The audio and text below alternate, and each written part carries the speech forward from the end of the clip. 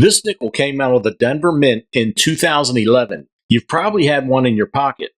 This exact coin sold at Heritage Auctions for $6,400.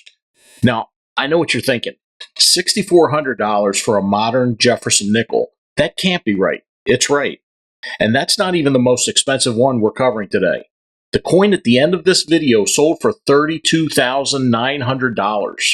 5 nickels, real Heritage Auctions prices, and not a single Buffalo nickel in the bunch. Stay with me because the one at the end has a story that most collectors have never heard. Pull out a 2011 nickel and look at it. Really look at it. Now look at this one. The difference isn't visible to the naked eye. That's exactly the point. This is a condition rarity. The coin itself is common. The Denver Mint struck hundreds of millions of 2011 nickels. But finding one in this condition, that's a different story. PCGS graded this Mint State 68, full steps. Mint State 68 means that the surfaces are essentially flawless. No contact marks worth mentioning. Full steps means all 5 steps on Monticello are completely struck, clearly defined, no weakness anywhere. PCGS has certified this one as the finest known 2011 Denver minted nickel. By a full grade point, there's nothing better. It sold in 2016 at Heritage Auctions for $6,462.50 for a nickel from 2011. Here's a number that'll reset your expectations on modern coins. For every decade from 1980 to 1989, all Jefferson nickels, both mints, every year combined, PCGS has certified just over 100 examples at Mint State 67 or better. 100 across an entire decade of production. This 1982 minted in Philadelphia is not just Mint State 67. It's Mint State 67 Plus, a designation PCGS uses when a coin clearly outperforms the grade but doesn't quite reach the next level. The surfaces show satin luster and spectacular toning. Gold, blue, and violet. It looks like a sunset. There are only 3 examples at Mint State 67 full steps. One at the Plus designation, 0 finer. This is that one. It sold at Heritage Auctions in 2023 for $12,600. Coming up, a nickel that the U.S. Mint made in secret.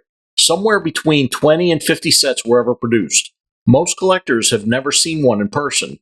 It sold for $30,900. That's the closer. Now we're into variety territory, and this one's in the Cherry Picker's Guide, page 135 of the 2016 edition. The 1939 doubled Monticello variety FS801. The doubling is on the reverse. You can see it clearly in the Monticello lettering, the 5 cents lettering, and the right side of the building itself. One important detail, this variety only exists on coins struck with the reverse of the 1940 die. If you're hunting for it, that's the first thing to check. This is the single finest certified example of this variety according to PCGS.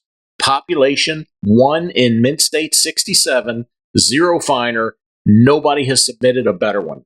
It sold at Heritage Auctions in 2016 for $20,562.50. In 1942, a mint worker impressed the D mint mark into this die, but they put it in sideways, horizontal. Then they caught it and repunched it upright. The original horizontal D is still there underneath. You can see it. Mint mark punch errors show up from time to time, but the 1942 D over horizontal D variety, FS501, is considered the most elusive major variety in the entire Jefferson nickel series in Mint State. Not one of the harder ones, the hardest.